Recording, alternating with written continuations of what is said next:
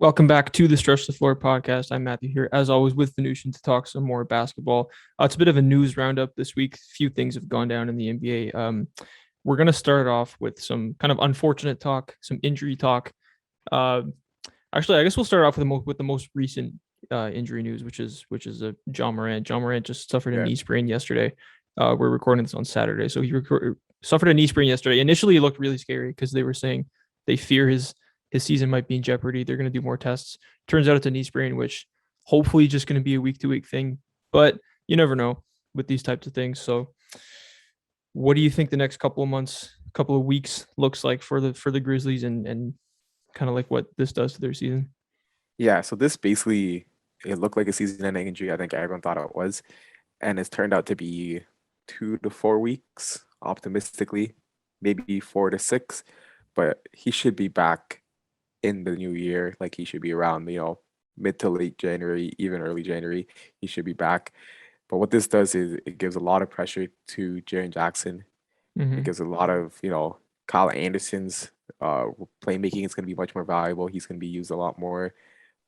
Dylan Brooks is going to be asked to shoot more shots. Desmond Bane's going to be asked to shoot more shots. And DeAndre Belton is going to go from that bench role to a starting role. And Tyus Jones is going to step up as the backup PG. So they have the depth to, scrape by a couple wins here and there. Their goal is just to not slide too much. Like don't lose every single game. Don't win only like 2 games. But just squeak like 40%. Like, so you can still go Mm-hmm. below 500, on the games that he misses, but just try to squeak like 40% to staying competitive. And then Jaw returns and they're back because this team still has play in and playoff aspirations. It's just keep that alive when Jaw's out. Yeah, that's the key. They're gonna slide because he does so much for them. Like he's putting Yeah, up MVP caliber numbers right now. That he is yeah, the heart and soul, everything on that team. Now they do have talent. Like if they still had Valanciunas, I'd feel a little bit better about it because he's like a guy who can kind of carry your offense at times. can't score by himself. Yeah, Exactly, score by himself. Now they don't really have too much of that. Now like Jaren has been getting better the last couple of weeks. He's been putting up some big games. So yeah. maybe that happens and they do have some guys around there, but it's going to be hard to come by some points, I think, without Jaw in the lineup. But yeah, hopefully it's only 2 to 4 weeks. I think he suffered an ankle sprain last year, right around this time, Yeah, and he came back way faster than we thought yeah. he was. So maybe he just has superhuman like healing powers or something. But Yeah, the LeBron healing genes. LeBron, Yeah, yeah, a little bit of LeBron James. But honestly, yeah, there's not too much to say about this topic. Obviously, they're going to be worse because we know how good he is. yeah. Um, yeah, try to keep their head above water, win 40% of the games. I'm not going to say it's impossible, but it's No, going to be tough. yeah, exactly. Yeah, exactly. Yeah. Okay. Yeah. Yeah. Okay. So moving on to some more kind of impactful injury news. The Denver Nuggets, a team that was already dealing with Jamal Murray's injury this year, got the news that another one of their guards, a guy that does a lot of really good things for them, is a big part of the rotation. PJ Dozier tore his ACL. It's going to be out for the rest of the season. And then on top of that, we don't even know if Michael Porter Jr. is going to even play another game this year. That nerve issue in his back, it's just his injuries always seem to come up for him at the worst times. And even Jokic has been missing games with a wrist injury. So they have a lot going on. Jokic will be back, and he's in the MVP top three, if he's Yeah. not even in your top two or top one right now. But I mean, with all these injuries, where do you think they go from here? Because yeah, they could try to bring MPJ back. They could try to bring Jamal Murray back Murray. as soon as possible. But I hate to say it, but they're not going to win the championship this year with all these injuries. Yeah. What do you think? They just kind of let MPJ sit, and unless he just like is fully 100% ready to go, and same with Murray, or do you think they try to push to get into that playoffs and just try to like, I don't know, like because So Jokic is good enough to carry them into the playoffs by himself. yeah, what this team does is it goes extra cautious, and that's what they've always been. They've always been extra cautious with MPJ, making him sit out his Yeah. whole first year and all that stuff. So we know their coaching staff and their front office and their medical team is all good, extra cautious. We know they have the best set of interests for their team and everything like that. So that's something we don't have to question about the Nuggets, and we know that what they're gonna do again this year. there's no point of bringing Jamal Murray back, come like first round if MPJ is not healthy, right? There's no point of bringing MPJ back if Jamal Murray is not healthy, right? So if both these guys are both healthy come March, they both are 100% approved and you've already been extra cautious, then we could see this being like that 8 seed dark horse, right? With just two all-star level players coming back to the team. And Jokic is good enough to keep this as an 8 seed. The loss that people aren't going to mention a lot, except Nuggets fans and people who watch Nuggets a lot like us, is PJ Dozier. Like he is a solid bench player, and I think people don't realize that. Like he plays good defense, he does his role. He's exactly what you need out of a bench guard, and that's going to be a loss.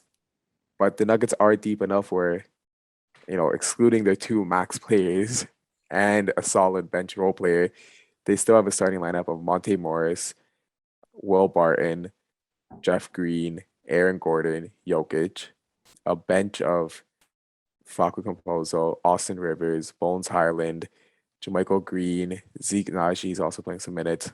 Like you have that bench, you have that assisting help with Will Barton, Monty Morris, Aaron Gordon. Then you have an MVP in Jokic. That's still going to be like a 7, 8 seed, maybe a 6 seed. There's still going to be a tough first round exit. And then, you just get those experience, get these guys more prepared for the more bigger roles they play. And next year you bring in PJ back, you bring in MPJ back, you bring in Jamal Murray back, and next year you go for the championship run. This year it's just get these guys experience, get them the bigger role, bigger opportunities, maybe get some time for Bones Island, maybe get some time for Aaron Gordon, Aaron Gordon play make a little more, shoot the three a little more, get him to expand his game a little more. But, you experiment with that stuff while Jokic is playing at an MVP, adding you two lethal shooters and all-star level players, and hopefully you can make that run next year. Yeah, and you listed off their 8-man, 7-8-man rotation there. It's still better than a lot of teams. teams. A lot of teams are putting out there that we Yeah. have maybe as competing for playoff spots. So, Yeah. they definitely could even get into like that 6 seed. Just Yeah. how good Jokic is, and if anything, this probably makes him a better bet for MVP. Like if Yeah. you're looking at the odds wise, like this is probably better because I don't think they're going to be worse than an 8 seed. And looking at the help that he's going to have around him. But like you said, if they're both ready to go, both max guys, Jamal Murray and MPJ, if they're both ready to go by March, then very, very interesting. Very interesting. Now they'll still be missing PJ Dozier, and he's a guy that you might not think about right away, but could be the difference in like one playoff game, one or two playoff games that could swing a series. So it's unfortunate, but you're right that this might bring a lot more out of some of those guys like Aaron Gordon. He's going to have to play a much bigger offensive role, right? Yeah, play make more. And those other guys that you mentioned, play make more. And that might suck right now, but the rewards are going to pay off next year when everyone's fully back healthy. And it's like, oh, hey, we got these guys who had a bigger role last year. Now we can actually count on them a lot more to carry the load in the regular season and show up in the playoffs. So, it's unfortunate, but I mean, these Nuggets are deep, and I don't think anyone will want to play them in the first round, even if it's just Jokic and even if it's everyone else in the team isn't able to go and it's just Jokic and G League guys. I don't think you want to play that team. Yeah, and I think what the Nuggets fans could look for this year is one that's already happening. That's Will Barton's growth. Yeah, becoming a better scorer, becoming more consistent. So that's happening. That's good to look at for the next season. Another thing we mentioned is going to happen soon. We hope that's Aaron Gordon's playmaking expansion. Him and that he's already an elite defender and showing that. And then another thing that's happening, but more consistency, and by the end of the season, you're going to be happy with it, is Monty Morris. Because by the time Monty Morris moves to that 6-man role next year, he's probably going to be a favorite to win 6-man because that's how good he's playing right now. So when you have one of the best starting lineups and a great bench because of how much is going to happen, this might be like a blessing in disguise. Just that 1 year off where your bench players could get that role. Because the Nuggets have always been good at drafting. Because we also remember they also drafted Beasley, which they traded to the Timberwolves, right? Because he wasn't getting no minutes, even though everyone knew he was a good player.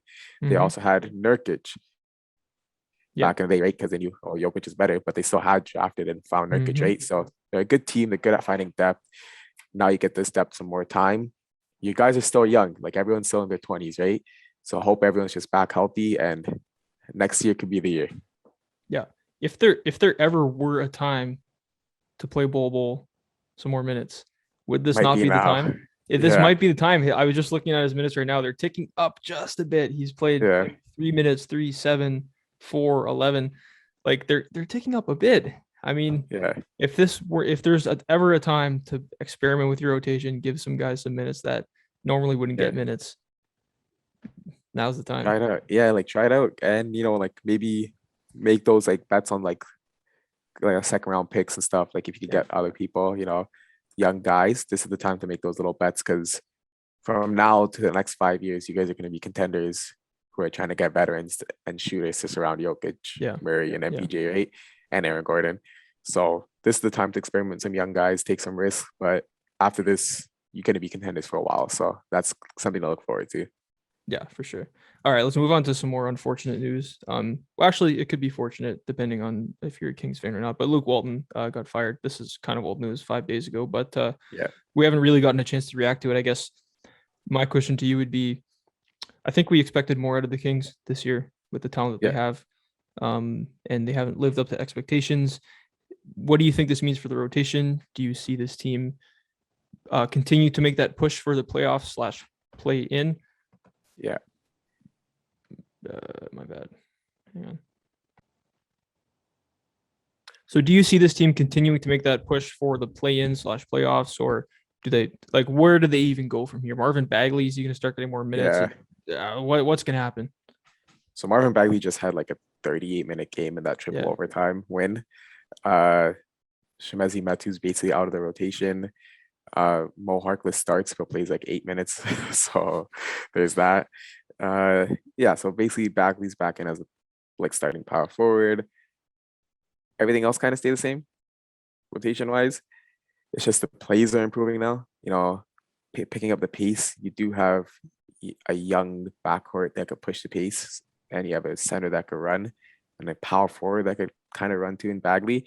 So now they're finally picking up that pace, which was top 5 in the league before Luke Walton came. So yeah, that's good to see. It's good to see this team's fun. They got a big win against the Lakers in a triple overtime. That's gonna motivate the team. And I think just getting rid of Luke Walton, like I think the plays increasing. What got him fired was like his last game there was this barf or like a vomit thing. The vomit game. Yeah. And then it was like literally like a 15-minute delay. And while the other coach was coaching up his team, doing that in 15 minutes, Luke Walton was just sitting down. Just the team was just standing around. Like Luke Walton is just an assistant coach. I think that's what this showed. And just having an actual head coach who's gonna rally the people, rally the team, motivate, actually have plays that, can actually like move, the ball, the rock, and pick up the pace. Like just actually have an NBA structure is gonna help this Kings team. And it's definitely gonna push them a couple more wins. And it's gonna definitely help them make that play-ins, which I think they can do. I don't know if this is a long-term coach, Gentry. I hope not. But he isn't. Even if he's not the greatest coach in my opinion, he is an actual NBA level coach, which Luke Walton just wasn't. Agreed. That 15-minute delay where Quinn Snyder was coaching up his team and Luke Walton was doing absolutely nothing seemed to be the last straw. And Yeah. in my opinion, you brought up the pace. That in itself is a fireable offense. I can't believe that it took them this long to get around to firing him. When you have a team with De'Aaron Fox as your best player, a guy like That's Bagley, it. Rashawn Holmes, Like De'Aaron Fox alone, like yeah, the any team of one Fox should have thing a fast pace. you should be doing is you should be top 5 pace in the NBA. Like not Yeah. in the 20s, which is where they've been recently. That's crazy. You Yeah. can cover up so many deficiencies your team has by just Mistakes. Yeah. playing with high pace. So the fact that they're getting back to that now is they're gonna get better. Like you said, even if Alvin Gentry is not the best coach ever, he's a guy who's gonna realize that look at the guys I have on my team. We should be running. We should be playing in the fast break, and that's gonna lead to at least being more exciting to watch, if anything, if that's it. Yeah. And then probably some more wins. So yeah. And one other thing I hope they do is they have 2 players who are pretty much hate the Kings organization. That is Bagley and Buddy Hield. So I hope they just trade them. Like, yes, you might not get the return you're looking for, but man, having players that actually dislike your organization is tough to have. I hope they just trade him, go for someone, go for a power forward, and just switch around and play. Get Bagley's trade value up. Hield's trade value is high already. Like he's playing great. He does have trade value. So just trade him and get the guys that you actually want to be here, or not even if they want to be here, get guys that like won't make a public and make a huge scene in the locker room and stuff like that. Get good locker room guys and Yeah. go on from there. Yeah, there needs to be a culture change. The Kings Yeah. are kind of the laughing stock of the NBA. Players that get drafted don't want to go there. Yeah. And so on. So it's time to change the culture, and hopefully they can do that with the coaching hire This and kind is of one getting. step. Yeah, this is one step. Speaking of Yeah. coaching trouble, I guess Steven Silas apparently is on the hot seat. I'm gonna be honest, I don't really understand why. We know they're a rebuilding team, I and think it's the I don't lack think we of expected them to Sengun be playing time. the lack of what, sorry? Offering Sengun's Oh, playing time. Sengun? Yeah. Yeah, and then the regression of Christian Wood. I think the front office is like, why is Christian Wood regressing? Like it must be the coach's fault, which it kind of is, like his lack of touches and stuff like that. And I think Kevin Porter Jr. at point guard experiment is kind of failing as well. I think he is like a more two guard, 6-man type role. I don't think he's a starting point guard like a Jalen Suggs or something, like a natural born playmaker. Right. Obviously, Jaylen Green is also struggling, but he's a rookie. Expect him to struggle. I think they just, just have a couple questions with his rotation. It's like, all right, yeah, like I see you want like more professionals in with Daniel Tice, but then why is Christian Wood struggling? Okay, like, yeah, you don't want to like play the Alpha and Sengun and stuff too much minutes, then why is Kevin Porter Jr. getting 100 turnovers? You know what I mean? So it's like, what are these inconsistencies that the front office are probably just airing out to Steven Silas? And it was probably just a little friction there that caused this like rumor of the hot seat. I can't see him getting fired for this season though. Maybe next season though. Yeah, maybe next season, but again, like what alternative do they have at point guard over Kevin Porter Jr.? How much of this falls on the front office? Yeah, the Christian Wood Sengun stuff is kind of weird, but Yeah. I don't think you should be too quick to fire the coach because you don't want to get into a Minnesota Timberwolves situation where it's the coach's Keep fault. firing him. Fire. Yeah. Every single season you have a new coach. So yeah, I mean, Yeah. if he really is, if his rotations and the way he's kind of using Christian Wood and Sengun and stuff like that is problematic to the front office, then yeah, maybe. But don't use Yeah. him as a scapegoat just because your team is playing very poorly. And especially when you don't need a scapegoat because everyone understands this is a rebuilding team. Exactly. Yeah, exactly. Yeah. Yeah, not much more to say on that. Okay, let's move on to some trade rumors. A couple of trade rumors floating around there. I don't know how concrete they are, but there's a couple. Obviously, Ben Simmons. There's going to be a new trade rumor every week, and I think the most recent one, the newest one that some people are talking about, is the Pistons with Jeremy Grant involved. Is this real? Is this something that is going to get more traction, or is this just going to die I out? don't think so. At the end of the day, I don't think, as crazy as people are going to call this, I don't think Jeremy Grant's enough for a straight swap for Ben Simmons. And I don't think they're going to add anything else. Like, what else? The only other asset that they would want, the 76ers would want, is Cade Cunningham, right? No chance that happens. No way. Or they want picks. They want picks, and no chance a rebuilding team is going to throw in picks, right? Yeah. So I think they literally went, you want Jeremy Grant, like Kelly Olynyk or one of those guys to make the cap work? And I think the Sixers said no. I think that was it. I think it got offered, and the Sixers said no, and that's the situation we're at. Sixers still have a high asking price. Jeremy Grant, at the end of the day, I would like that trade to happen because I think that is a nice, interesting team, especially with Maxi's uprising and how much better he's getting. I think Maxi, Seth Curry, Jeremy Grant, Tobias Harris, Joel Embiid. That's a pretty fun team. Could be interesting to see. And I would like it to happen, but the Sixers said no, they want more. That's the thing. Yeah, Jeremy Grant is not quite enough for Ben Simmons, but the Pistons aren't going to throw in any picks because they're not in the position to be doing that. And who else on that team? I guess like Sadiq Bey is a pretty nice piece, but I don't know if that's enough to get it done for the Sixers either. So, probably not going to happen. The Pacers are always in trade rumors, and they're 9-12. Yeah. They're not doing as well as we thought they would be doing. And I think everyone knows, or everyone at least wants, the Pacers to kind of move on from this two big men playing Sabonis centers. and Miles Turner together. So are there any Miles Turner trades out there? He's leading the league in blocks. So that's something you can, sell in a trade talk. So are there any potential moves out there for him? I think the reason why these trade rumors exist is because, as we seen, like the last game they played against the Raptors, Miles Turner had a combined like 2 minutes in the fourth quarter, like the start of the fourth quarter he played.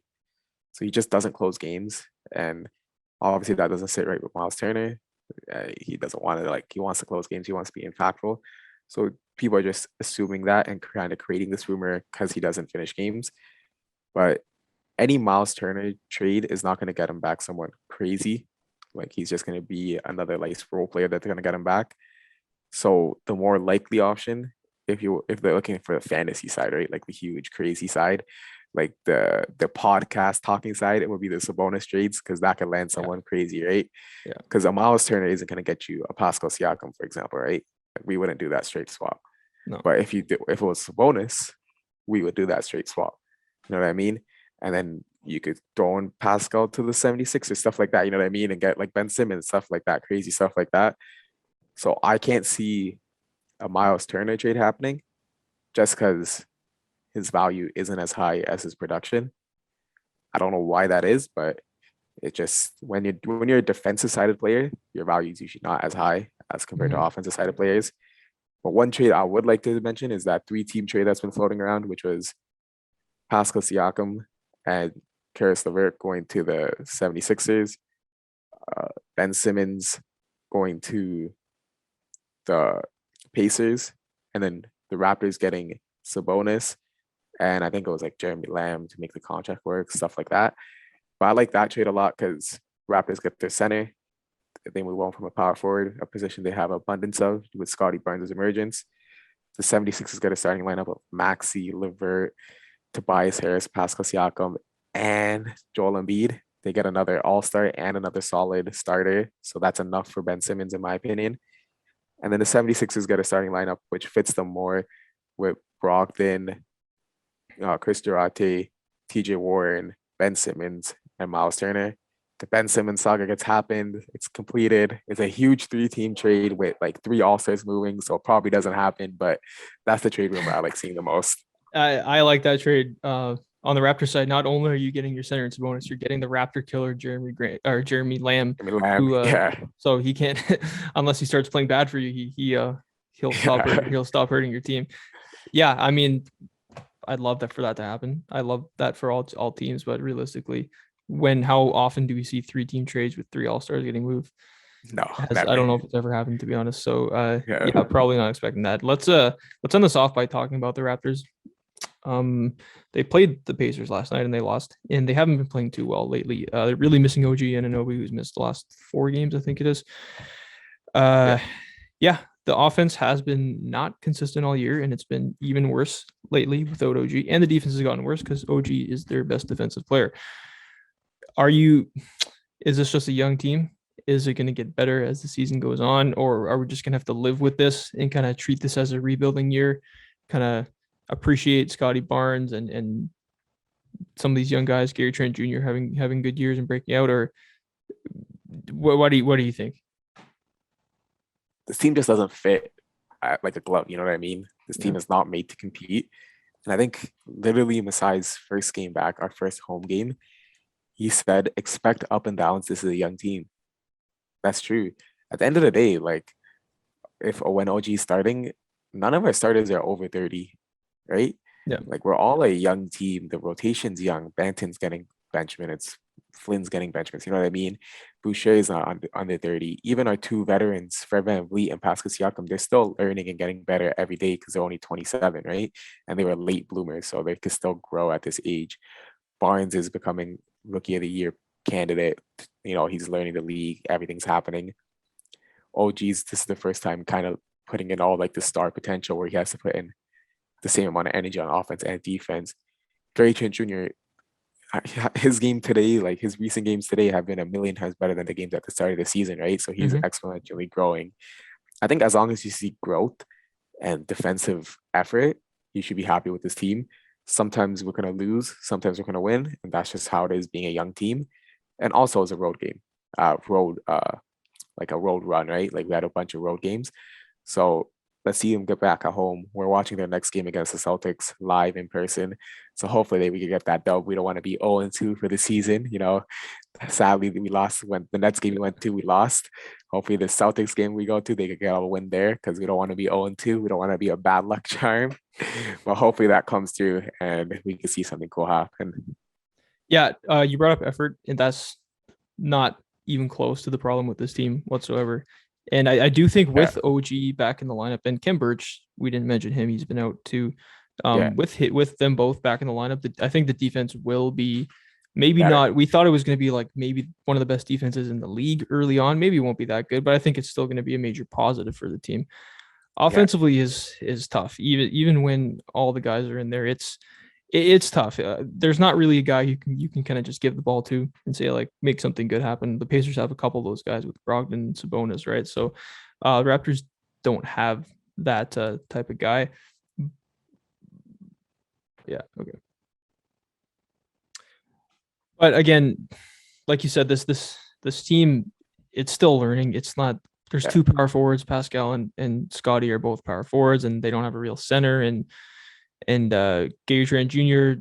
is trying to still feel out like his way. How do you take shot? Like he needs to find better situations to take shots. Like when his shots are going in, he's going to put up lots of big games, but then he does miss a lot of shots and take a lot of early yeah, shot clock shots. So this team is just going to take some time to kind of find their chemistry. And when everyone's back, they're going to be in games because of their defense. And if they can just get hot offensively and score on the fast break, then they will be competitive. But yeah, I think I think it's fair to just treat the season as not necessarily a full rebuild, but expect up and downs. And Masai put it best. I think expect yeah. up and downs. But we can be excited and we can be happy about the individual performances of guys like Scotty and Gary and Fred, and hopefully Pascal when he kind of gets back into it a little more and starts Yeah. playing consistently. And people don't mention, like, people talk about OG scoring and how big that is for us. His spacing too, like that Yeah, spacing is massive. yeah, Because without him, we're playing a center like in Precious. Who Precious is a good shooter for a center, but he's no OG and an OB coming to shooting, right? So yeah. it's a big difference. And like people are just getting adjusted to their new roles. Like we see Pascal Siakam, he's getting a little bigger. He's adding a little of that weight to kind of guard centers and stuff like that. People are Mm-hmm. getting adjusted to their roles, and this team is trying, man. And then give them a couple time, give them more time to gel. They could be another team to go on that little win streak. And speaking of win streaks, this kind of transition to the team with one of the best win streaks in a little while, 15-game win streak. Hopefully they go on that historic run and get that 25, 27 that the Lakers and the Miami Heat had back in the day. Magic Johnson Lakers and the Heatles Miami Heat. Yeah, but the Suns, man, they're killing it. They're scoring like crazy. Everyone's just playing efficiently, and they're saying the bubble run wasn't a fluke. The finals run wasn't a fluke. We're legit. Chris Paul is Benjamin Button, same as LeBron James. Yeah. Yeah, those guys are crazy, man. And Chris Paul literally looking like Benjamin Button. This guy's averaging the most assists in the league, I think, or he's right up there for it. So wow, wow, like just he's an all-time great. People mention obviously we've watched Kevin Durant live. I'm gonna watch Steph Curry live. We're gonna watch LeBron live probably. Chris Paul is another guy. If you could see him live, experience his greatness, do it because this Suns team and Chris Paul's greatness is something that's gonna go down the record books. Yeah, I don't even know what to say about this Suns run. Like Chris Paul, Chris it, Paul's Chris Paul. I'm done. I'm done predicting him to regress His every year. Like I decline. think, yeah, like I'm gonna be late to the party on that one. I'm not gonna try to predict that before it happens. But yeah, I mean, you're exactly right. Some people, I think maybe even us included, said in a season Yeah, where there's no injuries, they don't go back to the finals, but they're on a 15-game win streak and they're what's the crazy best is team in the league. they're not even Yeah, first in the yeah, Western they're not. Conference. They're not. That's Yeah. crazy. But in terms of like how good of a team they are, they're up there with the best teams in the league. So they totally could go back to the finals.